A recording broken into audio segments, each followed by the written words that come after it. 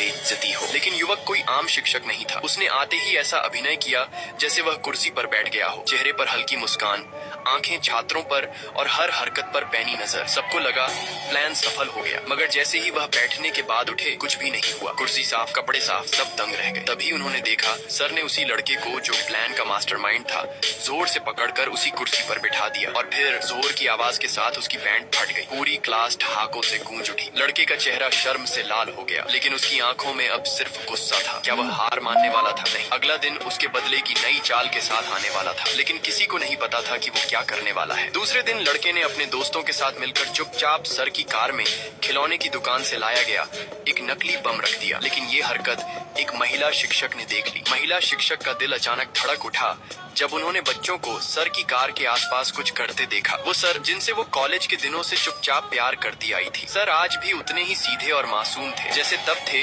जब उन्होंने उसकी फीलिंग्स को कभी समझा ही नहीं। वो तेजी से बच्चों के पास पहुंची और सख्त लहजे में बोली, ये क्या हो रहा है यहाँ? सच सच बताओ, नहीं तो मैं तुम्हारी माँ को फोन कर दूंगी। बच्चों के चेहरे एकदम उतर गए। डर के मारे वांग बिंग बोला, मैम वो हम सर को बस थोड़ा परेशान करना चाहते थे। एक खेल है, अगर सर 7 दिन में हार मान लें तो हमें जीत मिल जाएगी। हमने शर्त रखी थी, नहीं तो हमें उनके अनुसार पढ़ाई करनी पड़ेगी। महिला की आंखों में एक हल्की चिंता झलक गई। वो जानती थी सर इन चीजों से कितने बेपरवाह हैं, लेकिन आज उसकी चिंता कुछ और थी। जैसे ही सर कार में बैठे और स्टीयरिंग के पास वो अजीब सा डिब्बा देखा, एक ही नजर में समझ गए ये नकली बम है। उनकी आंखें कुछ सेकंड के लिए बंद हुई, फिर हल्की मुस्कान आई। बच्चे नहीं हैं ये, मासूम शक्लों के पीछे ये तो दिमागी शेर है। अगले दिन कॉलेज के बास्केटबॉल कोर्ट में हलचल थी। मैदान में छात्र पहले से बॉल लेकर खड़े थे, जैसे किसी मैच का इंतजार हो रहा हो। तभी वह सर वहां पहुंचे, शांत सधे हुए कदमों से, चेहरे पर वही जानी पहचानी मुस्कान। अचानक गैंग का लीडर आगे आया और मुस्कुराकर बोला, सर आज फैसला कर लेते हैं। अगर आप हमें बास्केटबॉल में हरा दें